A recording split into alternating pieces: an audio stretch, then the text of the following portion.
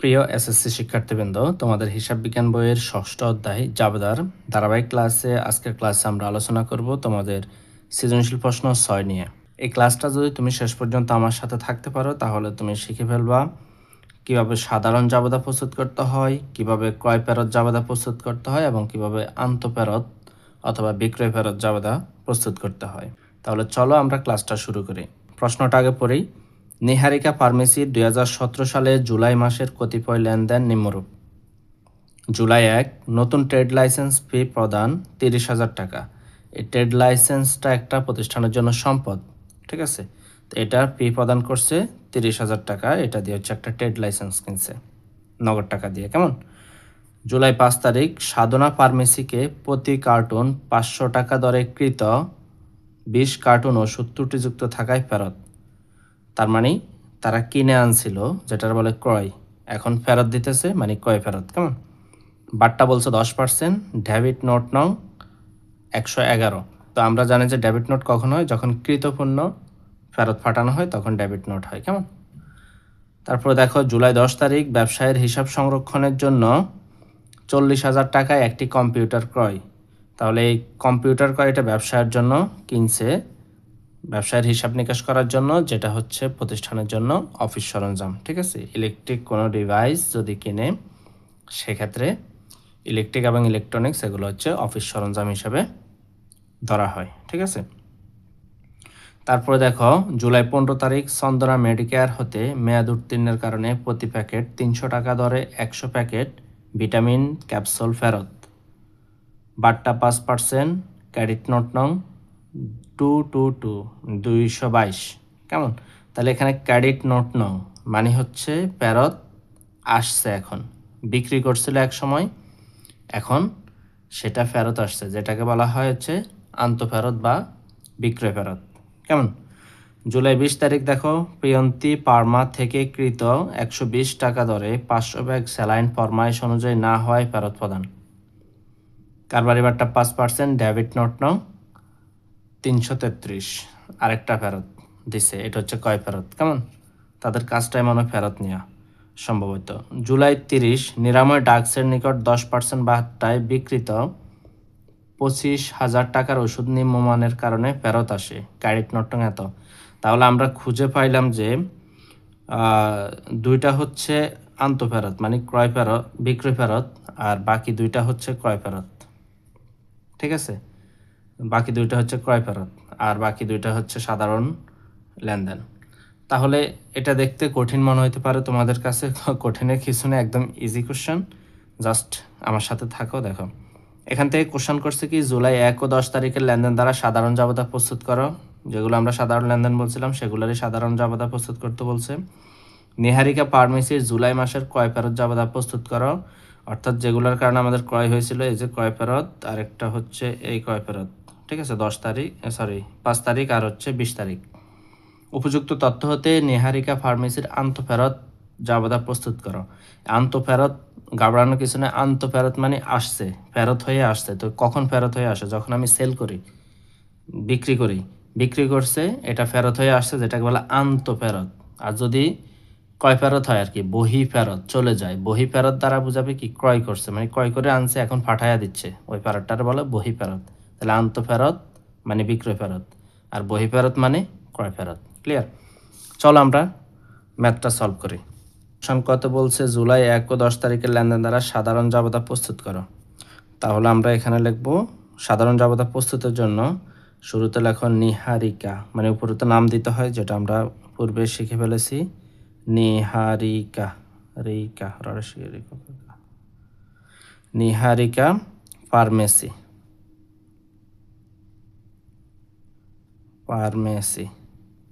সাধারণ জাবেদা।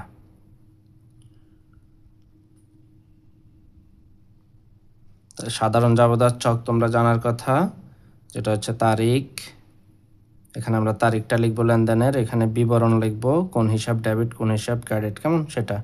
আর এটা হচ্ছে খতিয়ান ফিসটার রেফারেন্স দিচ্ছি আমরা, এটা হচ্ছে খতিয়ান ফিসটার কোন পেজে যাবে সেটা। আর এটা হচ্ছে ডেবিট টাকা, আর এটা হচ্ছে ক্রেডিট টাকা। ঠিক আছে? এই ছিল আমাদের জাবেদা ছক, সাধারণ জাবেদা ছক। তাহলে 2017 সাল ওরা বলছে, 2017 সাল, ঠিক আছে। নতুন ট্রেড লাইসেন্স পে প্রদান আমাদেরকে 1 তারিখ আর 10 তারিখ করতে বলছে, কেমন? 1 আর 10, তো 1 আর 10-এ 1 তারিখ বলছে নতুন ট্রেড লাইসেন্স ফি প্রদান করছে। আচ্ছা, ট্রেড লাইসেন্স ফিটা মানে ট্রেড লাইসেন্সটা প্রতিষ্ঠানের জন্য একটা সম্পদ। তাহলে সম্পদ তারা কি করছে, এক কথায় আনছে, সম্পদ আনছে প্রতিষ্ঠানের জন্য। এটা হচ্ছে জুলাই 1 তারিখ। তাহলে সম্পদ যদি আসে, কোনো সম্পদ একটা বৃদ্ধি পাইছে, ট্রেড লাইসেন্স বৃদ্ধি পাইছে, সম্পদ বৃদ্ধি পেলে কি হয়? ডেবিট হয়, যেটা আমরা শিখছিলাম। সম্পদ বৃদ্ধি ডেবিট মানে হচ্ছে ট্রেড লাইসেন্স হিসাব হবে ডেবিট। অ্যান্ড বিপরীতে আমার কাছ থেকে কি গেছে? নগদ টাকা দিয়ে তো আনতে হয়েছে, তাহলে নগদ টাকা গেছে, নগদ টাকাও সম্পদ। যদি ব্যাংকে দিত, তা ব্যাংক টাকাও আমার সম্পদ, ঠিক আছে, যেভাবে দেখ না কেন। তাহলে নগদ টাকায় আনছে, তো নগদ টাকা আনলে নগদান হিসাব ক্রেডিট হবে, ওইটা একটা সম্পদ। সম্পদ কমে গেছে, ক্রেডিট হবে। তো একটা সম্পদ বৃদ্ধি পাইছে আর একটা সম্পদ হ্রাস পাইছে। তাহলে আমরা লিখতে পারি ট্রেড লাইসেন্স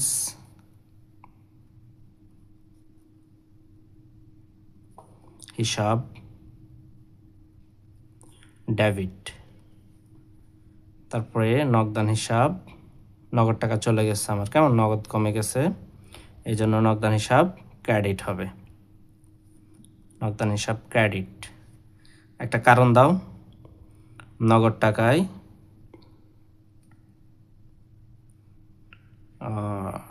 ট্রেড লাইসেন্স ফি প্রদান, কেমন, ট্রেড লাইসেন্স ফি প্রদান, ওকে। তাহলে এটা যখন কমপ্লিট হয়ে যাবে, জাস্ট একটা দাগ টেনে সোজা করে দিবা। আমাদের কাছে দুইটাই চাইছে, আমরা এই দুইটাই দিব। আচ্ছা, এখানে কত টাকা দিচ্ছে? 30,000 টাকা। তাহলে ডেবিটও 30,000, ক্রেডিটও 30,000। বুঝতে কারো অসুবিধা? বুঝতে অসুবিধা থাকলে জাস্ট কমেন্টে জানাবে, ঠিক আছে। বুঝতে এটা দুইটাই কিন্তু সম্পদ, একটা সম্পদ আসছে আর একটা সম্পদ চলে গেছে, ইজি। 10 তারিখ, 10 তারিখেরটা বলছে কি, ব্যবসায়ের হিসাব রক্ষণের জন্য 40,000 টাকায় একটা কম্পিউটার ক্রয়। তো একটা কম্পিউটার, আমরা জানি যে ইলেকট্রিক এবং ইলেকট্রনিক্স টাইপের জিনিসপাতি এগুলা যদি প্রতিষ্ঠানে ক্রয় করে, সেক্ষেত্রে এগুলাকে আমরা অফিস সরঞ্জাম হিসাবে কাউন্ট করব। তাহলে এখানে আমরা কম্পিউটার নাম হিসাবটা না এনে আনবো কি, অফিস সরঞ্জাম হিসাব। তো অফিস সরঞ্জাম প্রতিষ্ঠানের জন্য একটা সম্পদ, যেটা দীর্ঘদিন ইউজ করবে। কম্পিউটারটা 1 বছর ইউজ করে ফেলে দিবে না, একাধিক হিসাবকালে ইউজ করবে। তো এই জন্য এটা একটা সম্পদ। তাহলে অফিস সরঞ্জাম সম্পদ, সম্পদ বৃদ্ধি পাইছে প্রতিষ্ঠানে, এজন্য কি হবে? ডেবিট হবে, কেমন, সম্পদ বৃদ্ধি পাইছে এজন্য সরঞ্জাম হিসাব ডেবিট। বিনিময়ে কিসের মাধ্যমে কিনছে? এখানে ব্যবসায়ী টাকা কিছু বলো নাই, ধরে নিলাম আমরা নগদান, ঠিক আছে। যদি কোনো কিছু উল্লেখ না থাকে, ধরে নেবা সেটা নগদে হয়েছে। নগদান হিসাব ক্রেডিট। বাকিতেও করতে পারতো, বাকিতে করলে কি হইতো? পাওনাদার হইতো। আবার যদি হইতো চেকে করতো, তাহলে ব্যাংক হিসাব হইতো। এই তো অফিস সরঞ্জাম কয়। তো এখানে সেম আগের মতো একটা লেখো, নগদ টাকায় লিখলাম, নগদ টাকায় অফিস সরঞ্জাম ক্রয়, বা হচ্ছে কম্পিউটার ক্রয়, একই কথা। অফিস সরঞ্জাম ক্রয়, দ্যাটস ইট। কত টাকা? 40,000।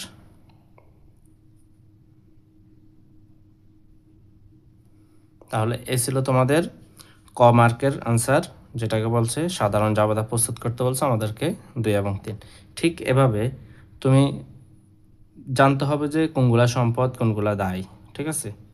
এগুলা জানলে কোনগুলা সম্পদ, কোনগুলা দায়, কোনটা আয়, কোনটা ব্যয়, কোনটা মালিকানা সত্ত্ব, এগুলো যদি জানো, তাহলে তুমি এই জাবেদা ইজিলি করতে পারবা। তোমরা জানবা যে সম্পদ বৃদ্ধি পেলে ডেবিট হয়, ব্যয় বা খরচ বৃদ্ধি পেলে ডেবিট হয়, ঠিক আছে।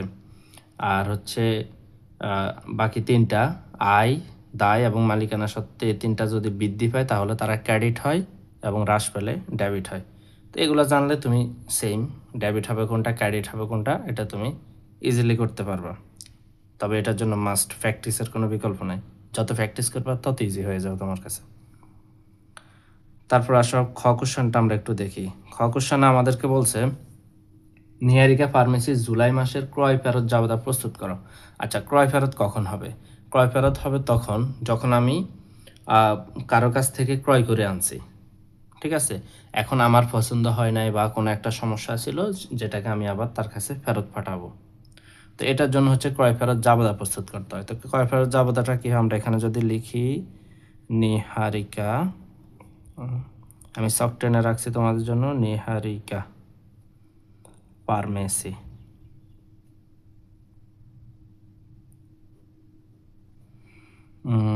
ক্রয় ফেরত জাবেদা,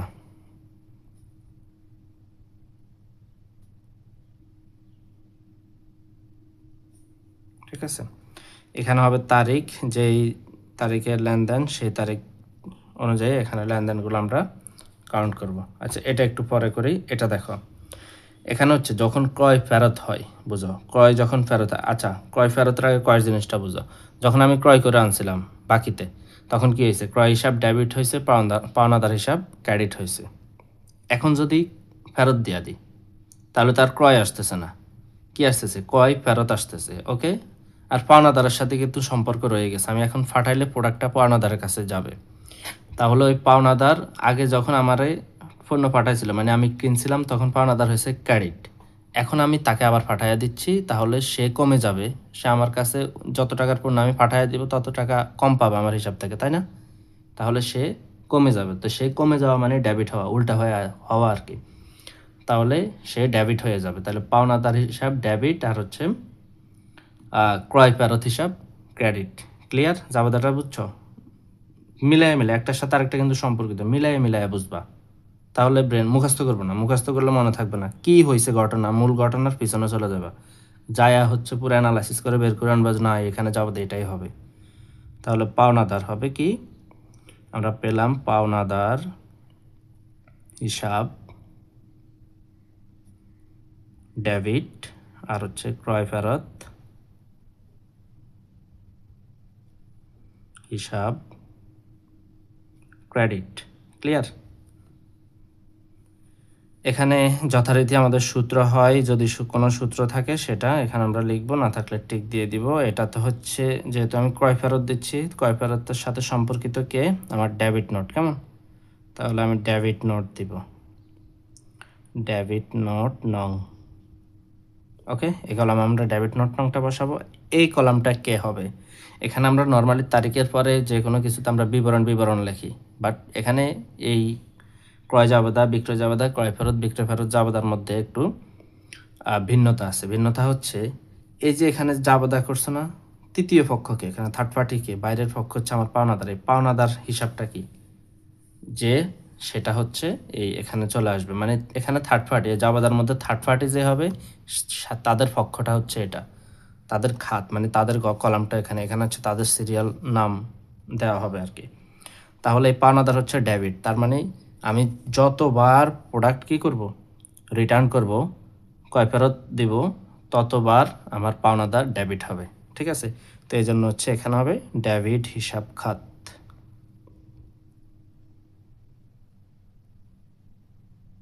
ওকে, এ তো চকটা বুঝে গেছো। এখন আমরা তারিখ দিয়ে হচ্ছে কাজটা করি। জুলাই কত তারিখে কত তারিখ আমাদের ক্রয় ফেরত আছে এটা খুঁজে বের করব, ঠিক আছে। জুলাই মাসের কত তারিখ কত তারিখ, ট্রেড লাইসেন্স ফি প্রদান, এটা তো ক্রয় ফেরত না।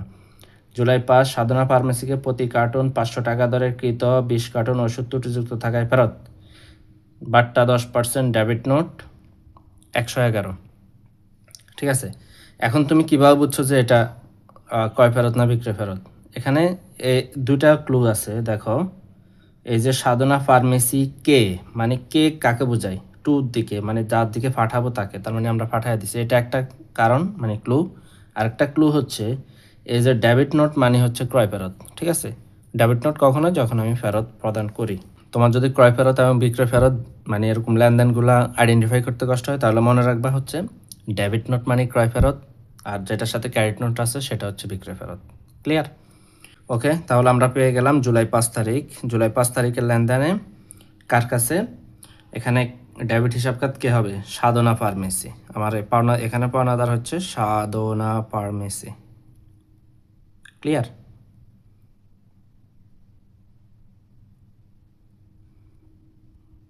সাধনা ফার্মেসি, তাদের ডেবিট নোট নং আছে? হ্যাঁ আছে, ডেবিট নোট নং দেওয়া আছে 111 111। কোনো সূত্র নাই, এজন্য সূত্রের কলামে টিক দিয়ে রাখলাম। এখন হচ্ছে এখানে কত টাকা ধরে কত কার্টুন, এটা এখানে টাকাটা আমরা বসাবো। তো টাকা বসানোর জন্য এখানে যদি তুমি ওয়ার্কিং করে নাও, সাধনা পণ্যমূল্য বিয়োগ বাট্টা, পণ্যমূল্য থেকে আমরা বাট্টাটা বিয়োগ করব। তো পণ্যমূল্য আমরা খুঁজে বের করি, 500 টাকা দরে 20 কার্টুন, 500 ইন্টু 20, 10,000 টাকা। 10,000 টাকা, এটা যখন ক্রয় করছিল তখন বাট্টা ছিল 10%, তাহলে ইন্টু 10%, 10,000 টাকা 10% হয় 1,000 টাকা। এখানে ডাবল শিফট দিয়ে দিচ্ছে। আচ্ছা, 10,000 ইন্টু 10%, ক্লিয়ার? 1,000। তাহলে 1,000 টাকা তুমি বিয়োগ করে দিবা, থাকবে কত? 9,000। ক্লিয়ার? তাহলে এখানে আমরা সাধনা ফার্মেসির ফেরতকৃত পণ্যের মূল্য পাইলাম 9,000 টাকা। ওকে, তারপরে আরেকটা আছে, আরেকটা হচ্ছে 10 তারিখ হিসাব রক্ষণের জন্য 40,000 টাকার কম্পিউটার ক্রয় আসবে না। চন্দনা মেডিকেয়ার হতে মেয়াদ উত্তীর্ণের কারণে প্রতি প্যাকেট 300 টাকা দরে 100 প্যাকেট ভিটামিন ক্যাপসুল ফেরত। এটা ক্রেডিট নোট, মানে হচ্ছে বিক্রয়, তার মানে এটা আমাদের আসবে না, আমরা করতেছি ক্রয় ফেরত। তাহলে 15 তারিখ গেল। 20 তারিখ প্রিয়ন্তা ফার্মা থেকে কৃত 120 টাকা দরে এত ব্যাগ স্যালাইন ফরমাইশ অনুযায়ী না হয়, এই যে কৃত বলছে, তার মানে এটা ক্রয় ফেরত হচ্ছে। কারবারি বাট্টা 5% ডেবিট নোট নং দেওয়া আছে, তার মানে এর একটা ক্রয় ফেরত আমরা পাইলাম 20 তারিখ। তাহলে আমরা এখানে লিখতে পারি জুলাই 20। এখানে কে? প্রিয়ন্তী ফার্মা, প্রিয়ন্তী ফার্মা থেকে কৃত। তাহলে তাদের ডেবিট নোট আছে কিনা? আছে, আমরা বসিয়ে দিই 333 নাকি? হ্যাঁ 333, 333। ওকে, কোনো সূত্র নাই, এই জন্য সূত্র কলাম আমরা টিক চিহ্ন দিয়ে দিলাম। এখানে টাকা বসাবো, টাকাটা কীভাবে আমরা কাউন্ট করি সেটা আমরা পূর্বের ক্লাস এখানে শিখিয়ে দিছি। পণ্যমূল্য থেকে এটা কে জানি? প্রিয়ন্তীর জন্য এটা। তো তাদের পণ্যমূল্য কত? তাদের পণ্যমূল্য ছিল হচ্ছে, আমরা একটু বের করি, পণ্যমূল্য থেকে বাট্টা বিয়োগ দেব না, পণ্যমূল্য হচ্ছে 120 টাকা দরে 500 ব্যাগ, 60,000 টাকা। তো তাহলে 60,000 টাকা থেকে আমরা বাট্টার টাকাটা বিয়োগ করতে হবে, ইন্টু বাট্টা কত? 5%, 5% কত হয়? 5% নাকি? না সরি, হ্যাঁ 5%, 3,000 টাকা। তাহলে 60 থেকে 3,000 গেলে আর থাকে 57,000 টাকা থাকবে। ওকে, তাহলে এখানে আমরা 57,000 টাকা পাইলাম। এই 57,000 টাকার পণ্য আমরা রিটার্ন দিলাম। এখন এই দুইটার যোগ করে দাও, 9,000 প্লাস 57,000, 66,000 টাকা। তাহলে টোটাল আমাদের 66,000 টাকার ক্রয় ফেরত হয়েছে। ক্লোজ করে দিবা, ঠিক আছে? তো এই ছিল তোমাদের ক্রয় ফেরত জাবেদা। এখন এভাবে যদি আরও ফেরত আসতো, আরও ফেরত করা ইজি। জাস্ট তোমার এখানে সবচেয়ে কঠিন কাজ হচ্ছে তুমি ছকটা মনে রাখা, আর বাকিটা ইজি জাবেদা করবা আর বসাবা, দ্যাটস ইট। আর যারা আমার ক্লাস ফলো করো তাদের কাছে এগুলা ইতিমধ্যে পানি ভাতের মতো হয়ে গেছে। তাহলে চলো আমরা পরের কোশ্চেনটা সলভ করি। আমাদের গ কোশ্চেনে কি বলছে দেখো, উপযুক্ত তথ্য হতে নিহারিকা ফার্মেসির আন্তঃফেরত জাবেদা প্রস্তুত করো। তাহলে আন্তঃফেরত মানে কি? বিক্রয় ফেরত জাবেদা, কেমন? তাহলে আমরা এখানে যদি লিখি নিহারিকা, সেম ক্রয় ফেরত জাবেদা আমরা যেভাবে করলাম একইভাবে দেখবা যে তোমরা পারো। নিহারিকা ফার্মেসি